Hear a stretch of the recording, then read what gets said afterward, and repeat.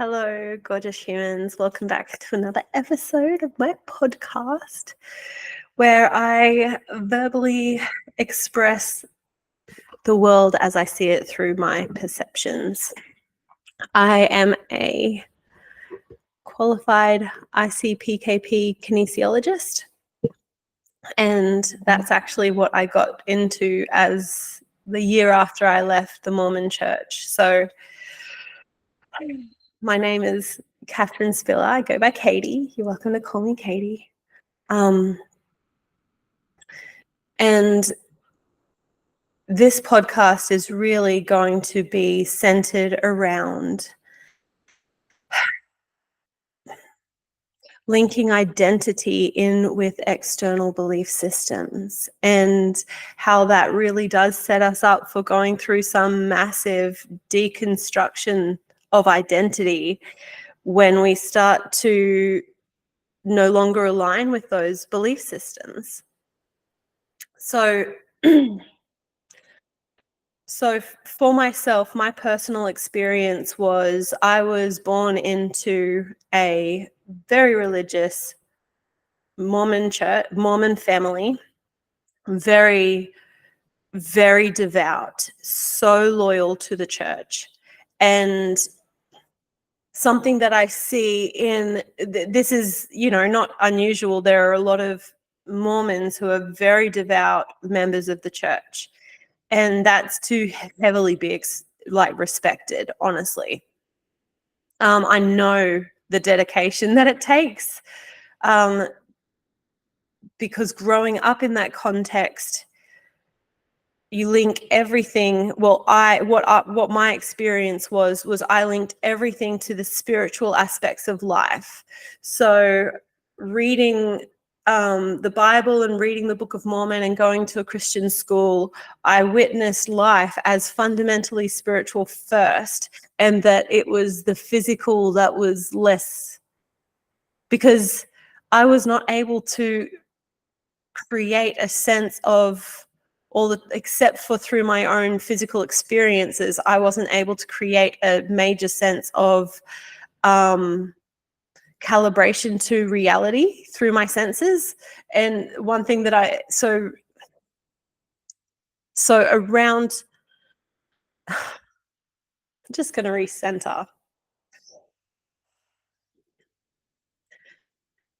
As a result of an external system holding the beliefs of an individual as the one right way to live, it's fundamentally a coercive system. And what happens on the other side of that is that there's a soul experience, there's an inner experience of the physical experience, which is intermingled with our emotion and our mind, which is why I went to kinesiology, because it made the most sense to me that we study the mind, that as we assess a human, we don't just look at what's physically going on. We assess what's going on multiple levels, because we are multi-layered and multi-dimensional beings. So that's why kinesiology was such a fantastic way to sort of segue me into how to be a human, what normal is, how I operate in the world. And most of all, what really got me was what I teach my children. And I realized, especially looking back from where I am now, I realized that that so much of my approach to parenting was coercive. And that became most relevant and most unavoidable when my children hit their teenage years. And specifically when three of them had suicidal ideations at the one time. One of them had a plan and was self-harming actively and frequently. And what that, so that was on the other side of having to move back onto a property not feeling spiritually safe on that property because there was so much coercion to come back to church because I was at the lowest of my low. Single mum, my body had burnt out because of hustle culture, which was socially, that's how I fit into the world next. I'm like, okay, if I'm the most spiritual person I can be in the church, if I'm doing all the right things in the church, that's why I got to leadership, because it was me. I had identified so fully with being a member of the church that I bound my nervous system, my belief system to those articles of faith, right? Those 13 articles. I don't know if it's changed. I don't know.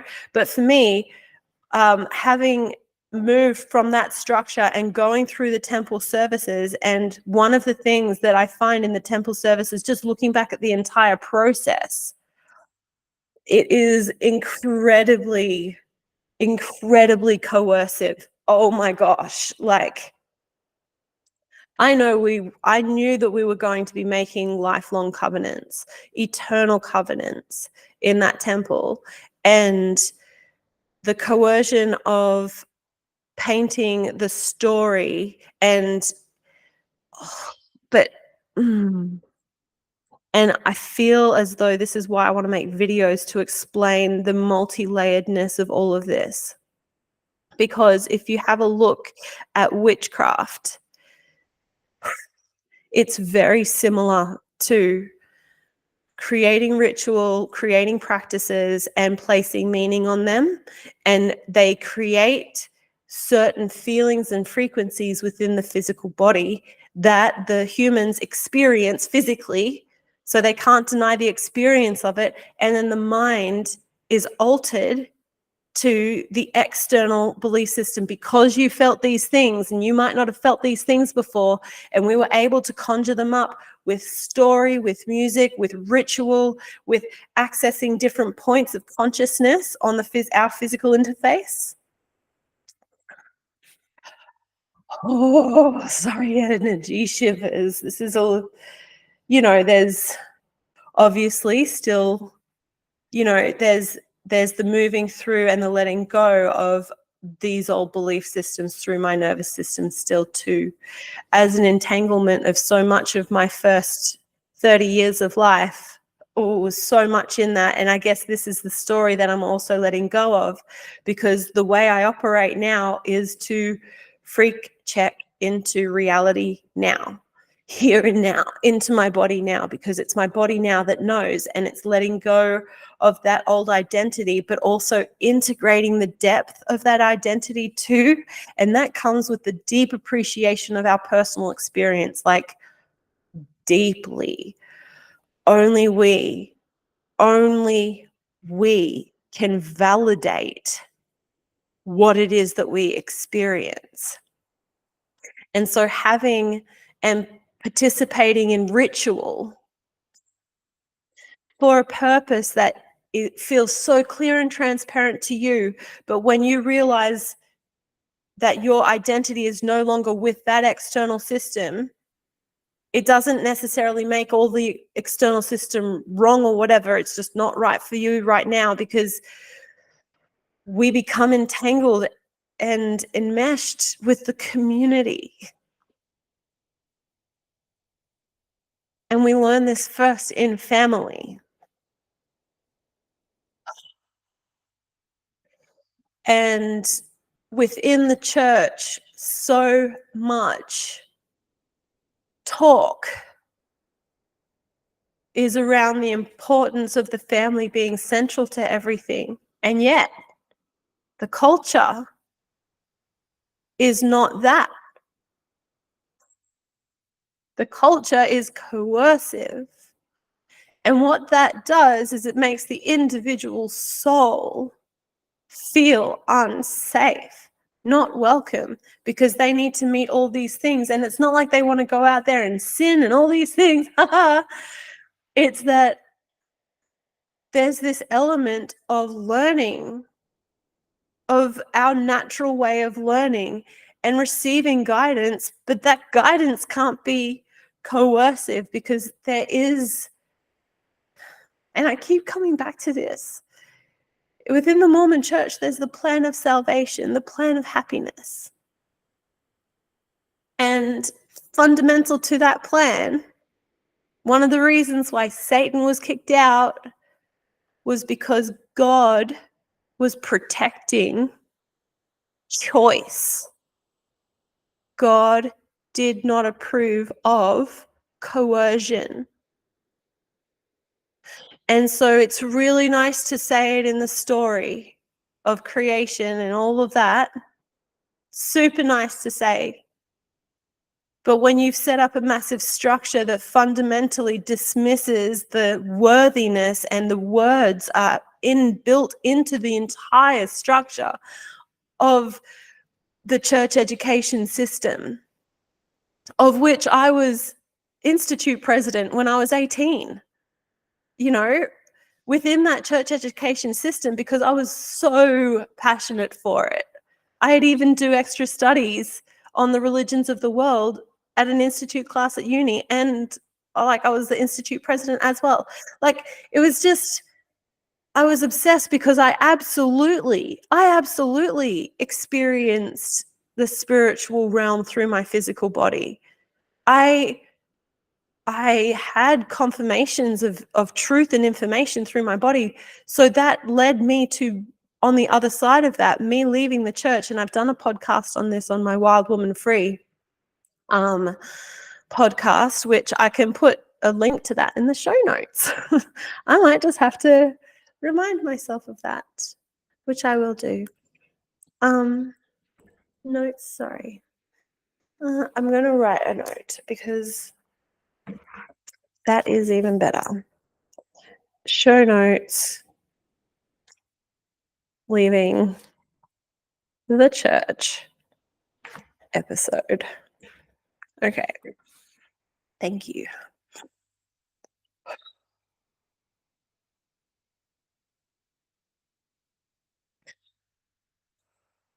So my process of leaving the church was just after I'd had my fourth child. A couple of months after that, I was getting niggles.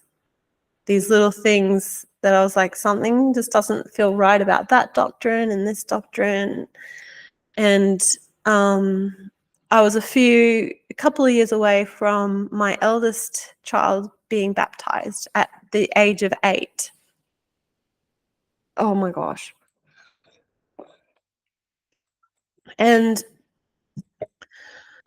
I remember the fear that I had it took me 2 years almost to ask the question, to even contemplate if the church was true or not true. And that came through doubling down on reading scripture, doubling down on all of my faith practices, all the practices that would tap me back into God and faith in the church. And what it did, and I'm not crying because I remember the fear of even considering if the church was true or not, because I knew at that moment that all the respect of this community that I loved and I'd poured 30 years into loving and sharing, I knew that their respect for me would be gone overnight and that they would actually treat me badly. And that's what happened. And there were people who also, and in amongst that, they also didn't treat me badly, but fundamentally because it was irregular and I kept on feeling this sense of having to prove that I was still trustworthy and respectable. I also didn't have people as living examples to me who I thought had left the church well and whose lives I was like, oh, I admire those. Everyone had divorced or, gone into heavy substance use and I've got mascara on. I rarely wear makeup these days. Anyway, where was I? And so when I realized that I had to be someone who I wasn't, I had to not be true to myself in order to be accepted in that community, I had to choose me. And oh my goodness, am I proud of myself? It wasn't just my choice. It wasn't a choice just for me. I did not want my children growing up with this idea that their worth was an external checklist, or that they had to tie their entire identity to church and then being a mum and a wife and a mum. And then no wonder so many, you know, so many people go through these major, midlife crises and identity shifts, and like, who the heck am I? Because we thought we knew when, you know, and inevitably things shift to be even more aligned, even more sustainable to our personal energy and our pace. Our pace. And this is the next step, because the next step for me after church was hustle. I was hustling during church, don't worry. Like, fundamentally, that was there too, because even though Sundays were supposed to be the day of rest and we needed to, also show up and be happy at church, and genuinely I was also, like, genuinely, because I was doing the things and implementing life in an integrous way then, I was happy. And there were also times where I was desperately unhappy. You know, like, in a marriage that constantly just didn't feel safe for me. I wasn't welcome in, because anytime I spoke up about anything, it was not welcome. And that was a habit and just a pattern that I'd adopted and accepted from childhood. Being seventh in line in the family of 12, you know, if you were in major trauma, that's when you would get the most attention. And you didn't want the attention. So it's so interesting now, and a lot of the those shadows that I'm personally integrating, also feeling as though, you know, feeling as though there's information that I have that's helpful to other people. At least I would have found it so helpful hearing some of this stuff 13 years ago when I left the church, and that's not just like, I got divorced. I literally burnt out and ended up living in a shed. I also owned a Mercedes at one point and earned a trip to Hawaii for my 4 kids. All these things. I've written a book. I did my diploma while I was a single mom of 4 kids running a clinic in Brisbane. I was a tutor for the college. I ended up leaving the college. There's so much in the experiences that I've had that only I can really validate, and I interweave into what it is that I communicate to the world on my social media, on this podcast. And that is fundamentally that we can trust ourselves. Like, we can trust our senses, and we've been disconnected from our physical body, which is the main spiritual instrument here. We use our senses to connect in with spirit. Oh.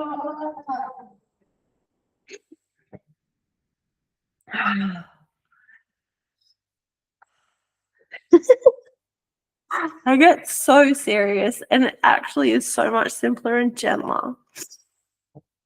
And that's what nature teaches us. I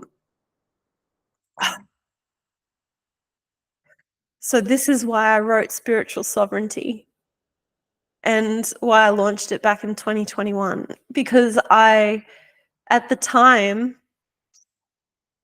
I was living in the shed, and I was experiencing these things. I was again experiencing spiritual entities, and having to, and having a child experiencing psychosis. And that's not an unusual thing when there is so much spiritual belief and faith around, because it's faith that fully channels our beliefs. And the faith in our belief systems, and that's almost like the juice that keeps it going and feeds it. And if it's that you're trying to coercively get someone to bend to your perspective, bend their perspective, instead of creating a bridge of sorts, or at least allowing different perspectives to be possible, because we love and trust the other human, is having their experience even though we don't fully understand it. We don't have to fully understand it for us to respect that the other person is having or has had that experience. And so much of communicating our inner experience is vocabulary. What words do we use? What words can convey this? And a lot of that has to do with understanding each other's, some of the fundamental core belief systems, which is why we come back, which is why I bring people back. I bring myself back, my children back to virtue work, working within our value systems, seeing getting curious about what it is that's dysregulating our nervous system. Because we are ultimately, there's this infinite, and this is so funny, like talking to people who have left the church. They're like, oh yeah, there's nothing. And like people who have legitimately had spiritual experiences and now go, nope, it was nothing. It was just all this, they tied the nervous system up. I've looked at all that. And I'm like, it's so funny, because what's like, as if we have scope and ability to access the entire spectrum of our senses. Like, we don't yet. We have been so trained out of our senses. Could you imagine what it might look like if we were fully open to the senses, the sensory input of our physical experience? Isn't that just delicious though? Like, come on. We get to be here with all the sensory input, and we do sometimes, and this is me too, fixate on the physical pain that we feel or the suffering that we feel. And a lot of it is also backed in this hustle culture, this idea of not enoughness, not worthy, coercive, including marketing. Like, it's socially, it's not just a religious thing. It's systemic through our entire, like it's through our modern culture. So this is just a watermelon and mint smoothie. It's like exactly what I need right now. Spring equinox. Welcome to the spring. Isn't that a beautiful thing? So moving from church to a very individualized view of spirituality, and still having spiritual experiences, because I was now working with energy and the framework of traditional Chinese medicine, really, as well as learning anatomy and physiology and the way that the physical body operates, and then learning about hormones and stuff like that. Like, I'd learned that fairly early on when I was 22, and I was trying to fall pregnant with my daughter, and I had ovarian cysts, and that I ended up healing that within 2 months and being pregnant. So I started understanding hormone and nutrition around then, 22. So that was 20 years ago. Oh my gosh. And then so understanding that there was a different natural order, and then seeing the Touch for Health chart, and being fascinated by that, and Brain Gym as a child, Educate, like all those things. I knew that there was a different system, but I didn't know traditional Chinese medicine as much. I guess I'd heard of acupuncture, Um, but learning the 5 elements, um, learning muscle testing, learning the highly individual landscape of each human really helped me to open up to an acceptance. And I mean, there's so many different techniques that we do it. And as a practitioner, it was like the language I was using through each balance was really giving the power and autonomy back to the client, back to, you know, the person who I was working with and for within their energy systems. And I guess, you know, even within the structure of the protocols that I was given, I was feeling limited in, and abiding by all of that until I'd had my diploma. And then I ended up pausing kinesiology for a while and working for a network marketing company called Arbonne, which honestly I loved. And that was so the community in kinesiology I loved, and I've got lifelong friends there. And it really helped me to feel safe in the embodiment of a lot of the light and joy that I naturally do have. And that triggers a lot of people, especially people who are like hustle minded, because I very much believe that it is most productive to be in a state of play instead of a state of heavy, hard focus. Things just seem to operate differently if you're open to dealing with the unknown instead of rigidity to a plan. So it's like you're able to work with the energies that we can't even fully articulate or even imagine beyond our imagination. And that's where we start looking at magic. And this is why I'm like, well, ritual and even, the full structure of protocols and this point means this and that point means that, I've felt even to have become too restrictive, because as I have learned those things, and in sitting in deep meditation, one of the reasons why I think I had that third eye opening spontaneously and the Kundalini activation was because I was listening in a different way than I ever had before. It wasn't with the mental structures of this and this mean this and this, therefore that means that and this is this. I started feeling frequencies in my teeth. Like I started feeling, because I was sensitive to the feelings of energy within my physical body, I started feeling the energies. And I'm like, that's so funny. It's like, it feels like snake energy, kind of like spiraling downwards through the back. And I'd start feeling um, like a rainbow, like rainbow honey down the back of my neck. And then I'd start feeling the butterflies. So this is all during meditation, and I'd hear different frequencies. And because I've had tinnitus since I can remember,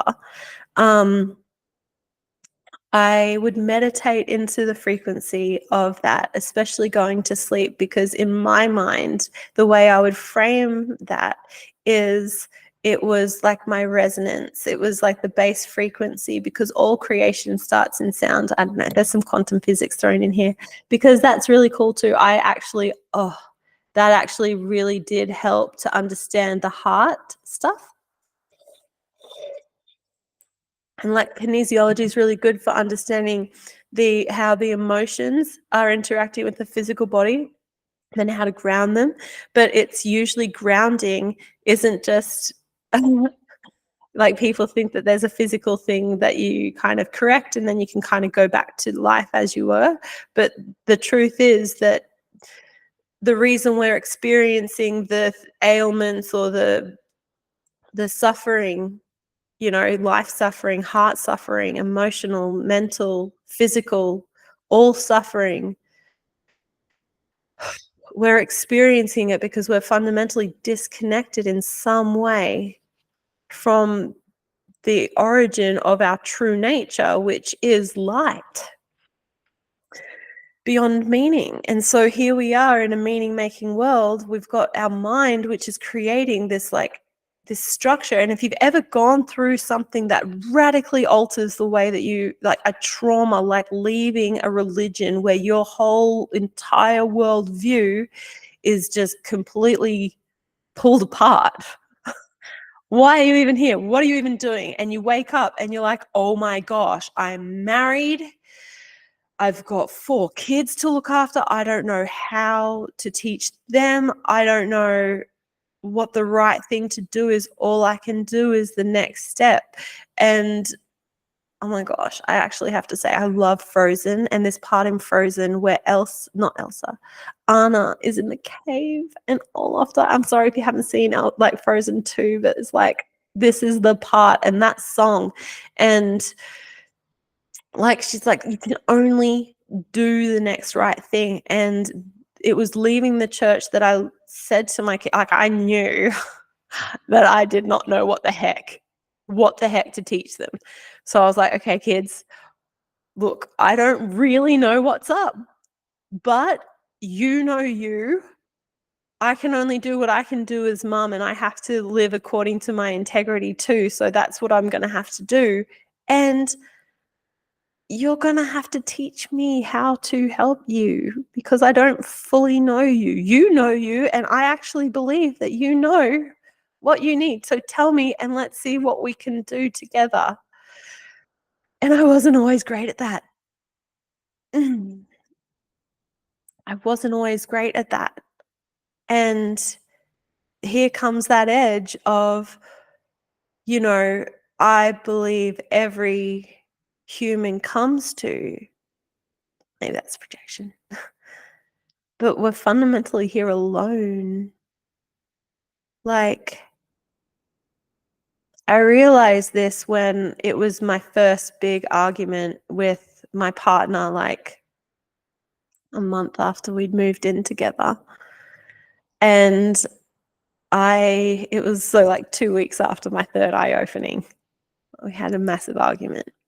I ended up going to the creek, into the mountains, to a creek under the pine trees, and just sitting right on the rocks at the creek, just like contemplating everything. And I'm like, hang on, why am I feeling so unsafe?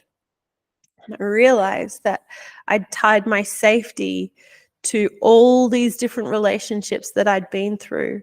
And I just, what in my mind, I just found my forever person again. And I have this ability to just love wholeheartedly. And I find myself also desiring temperance and reservation sometimes too, instead of being so fully out there, because I understand the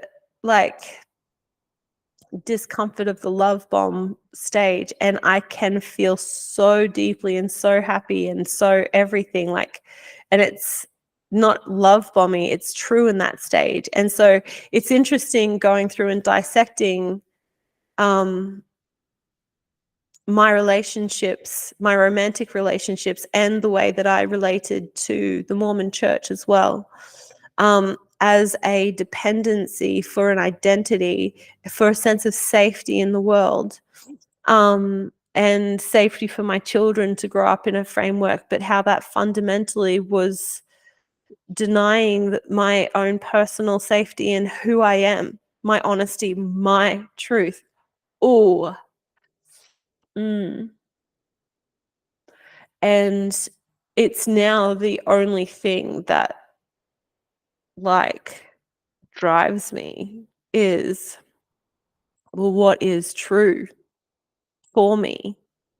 How accountable am I to that? And on what layers, where is it true? and feeling it in my body, feeling it in my energetic body, in my spirit body, and acknowledging and validating that to the extent that it's now reflected in my choice. And my beautiful dad, he, I'm actually going to draw the diagram. And I know I've spoken on this before. It's so fundamentally important.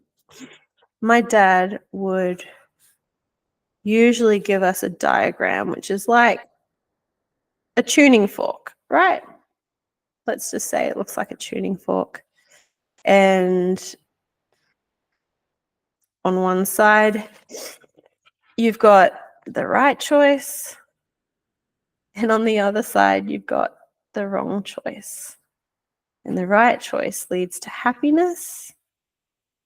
And the wrong choice leads to sadness or misery.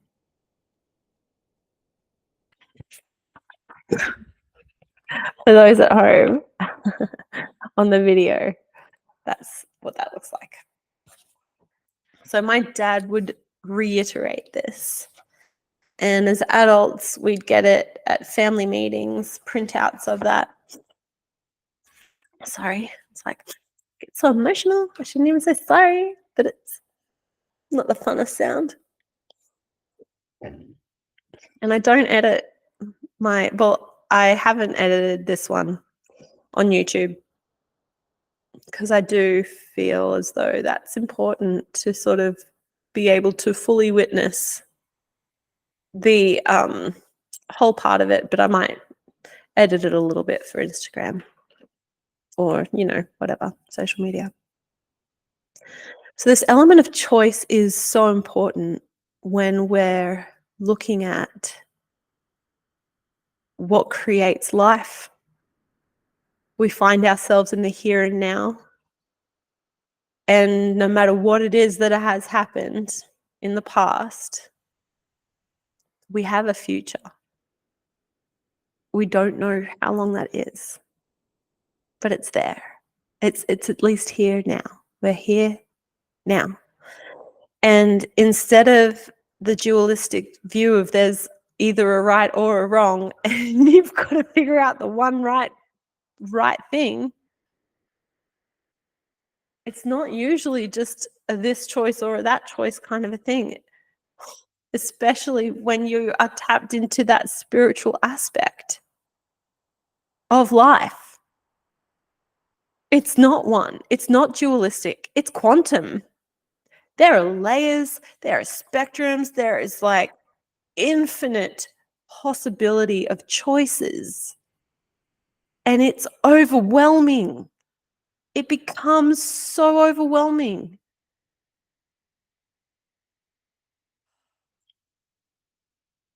And this early view of the spiritual aspect of life, having to integrate that with the demands, social demands now. We have to make money, but money is a slaveral system. Oh my gosh, that literally sent me to my kinesiologist. Thank you, Lisa. Oh, how do I now interact with money since I know that there's a higher way? This is also the visionary, the aspects of integrating being a visionary in this world.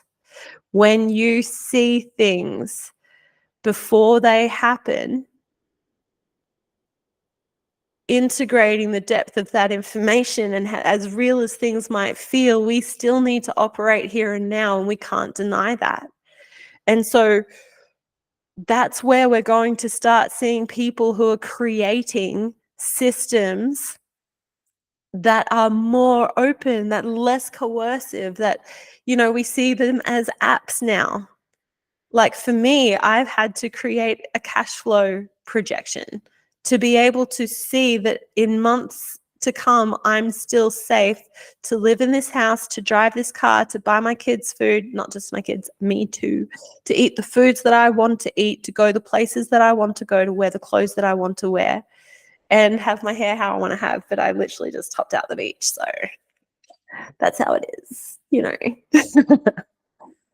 and loving all of it and seeing and witnessing our choice in all of it. And that actually we are so privileged.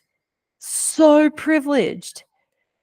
And yes, I'm going to be putting out spiritual sovereignty in a different format to just the group coaching and the one-on-one coaching, because I do see it as something that can be digested over time. I know that I use a lot of big words, big themes, and I can jump around a little bit. And so having a few of these other forms of communication, I think, is beneficial. And then that's my that will be a labor of love for the world, a chosen one, my choosing. um and it's also like just so that more people can trust themselves. Like, it can be terrifying to experience things that we don't have language for. And for me, I've never identified with the language of being a witch, honestly. And even though there's so much witchcraft in the church, it's insane. Oh my gosh. It's also not perpetuating more of the things that don't necessarily mean like, watch what meanings we're projecting onto all the things. And transparency is fundamental to truth. So for working with, like, for myself, I'd worked with different coaches who were quite, and healers who were quite forceful about their modality and their way. And so coming back to the gentleness of my own inner tuition, the instincts that my physical body has that I'm ignoring because of habit, because of these, maybe I'm not worth this, maybe it's not that, and, the little bits of self-doubt. But then operating from that place of self-love is what I've actually found. Like, love is truth, transparency. If we can't ask for clarity on something, transparency, then it's fundamentally not going to form trust. And trust is the currency that holds community together. They didn't respect me anymore when I left the church because they couldn't trust me. They didn't know me. And the truth was, I didn't know myself because I was so tied in. But what I did know is that I had to embody my truth, and I have to continually embody my truth. And that even when I was in the peak of my hustle culture, like my hustle with Arvon, and honestly, I freaking loved it because there was so much ego. It was such an epic ego boost for me. Like, my friends, I freaking love my friends from, like, that I worked alongside. And they're still my friends now. The honest connections that I made with people who I'm still in contact and still friends with now. And the people who likely also felt disillusioned because they tied their identity to that as well, like I had. I was an Arbonne lady, right? It's us tying our identity to these different, Emma, I'm a surfer. I'm not, I want to be. I'm working on it. I'm a skater. Again, I do it sometimes. I need to be more consistent. I'm a singer-songwriter. Like, yeah, sometimes, and also more consistent. And I'm a podcaster, more consistent. I still do it. But isn't it funny how, like, we've got all of these possible labels for ourselves? I could go and get diagnosed probably with ADHD, autism. I have no doubt. Ask my kids. And we can have a look at it through the framework of spirituality too, and the way that my personal growth and evolution has aligned to my highest good because I've allowed it. There's been so much letting go. So much letting go. And it's not letting go of everything because there was truth in it for me. So part of one of the reasons why I loved learning, chakra system. I just want to go into chakra system quickly. So the chakra system has these 7 colors. They all align with something. And I noticed, because I was so full on about the church and the programs in the young women's personal progress program that I did, looking back on it, there were 7 colors, there were 7 virtues, and I was like, oh my gosh, that's what I mean. There's so much esoteric wisdom within the Mormon church, and particularly coming from the Freemasonry, which they had, the Kabbalah was, there was a lot of esoteric occult rituals, necromancy, by proxying dead, and feeling it, feeling that individual's essence inside of my physical body while I was having baptisms for the dead. That's necromancy. That's necromancy. Yeah, so integrating some of those things and also realizing that there's nothing for me to be scared of because I have choice.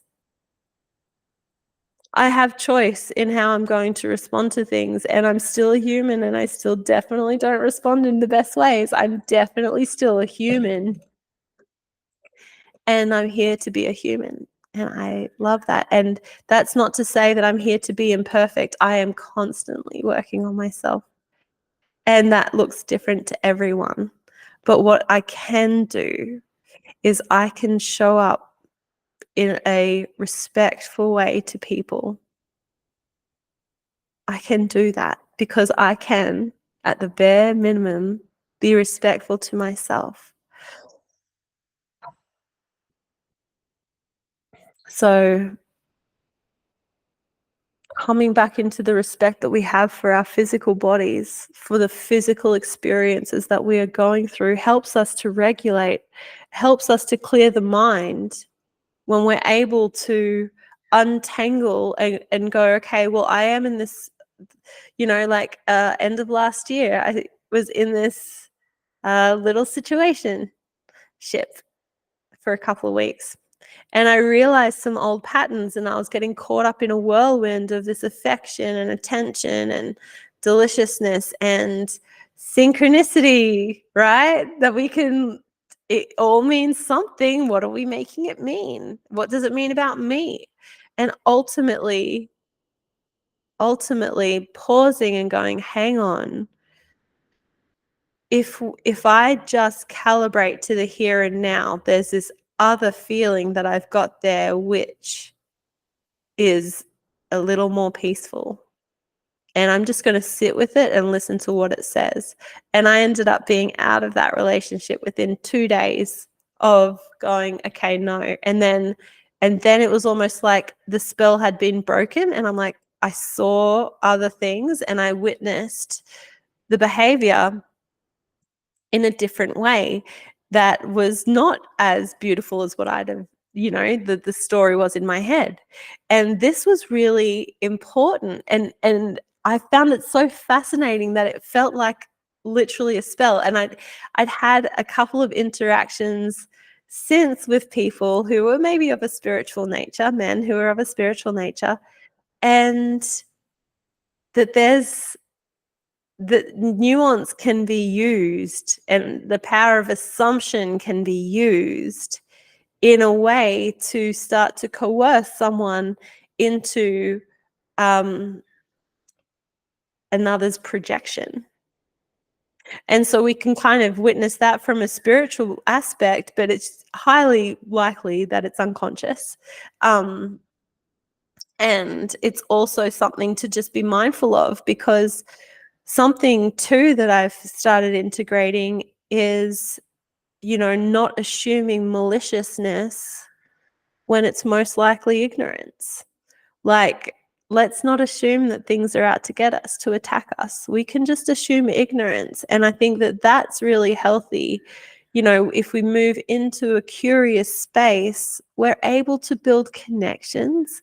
And when we come back to love for ourselves, because we're welcome in our own experience enough that we validate our own experience, we open to the quantum possibilities, infinite possibilities that exist in this moment. And we also have to acknowledge the other person's truth too. And if they're not willing to participate in that, then they're not willing to participate in that. And it's witnessing it without taking it personally. You have your things, they have their things. If you try and connect and there's no connection happening, then that's also a thing. And what does it mean about you? Ultimately, the who of you is safest in your truth and honesty. And so it's not about finding a replacement community, but it's about building a sense of safety within ourselves whilst we recalibrate in community. And if you have humans around you that you're able to calibrate with because you've been open in your heart to them in the past as you've transformed through the layers of your personal evolution, then be so grateful for that feedback and get curious about the future. Be so curious about the future. You'll witness patterns from the past. They'll pop up in the future if they need changing. And trust that you are the one to change them, that you always have you, no matter who comes and goes out of your life, that you, not fighting, you don't have to fight it. You don't have to force it. You, just being you, will magnetize everything that is for you. And it's not going to take hustle to keep it. It's going to be simpler and gentler, and it will take effort, but that effort will feel like divine animation because you'll operate from faith within this unspoken belief, which is your truth brings you joy. And so faith is embodying joy through this journey. Joy meaning that there could be a surprise at any moment, and that even the worst things will turn out into something.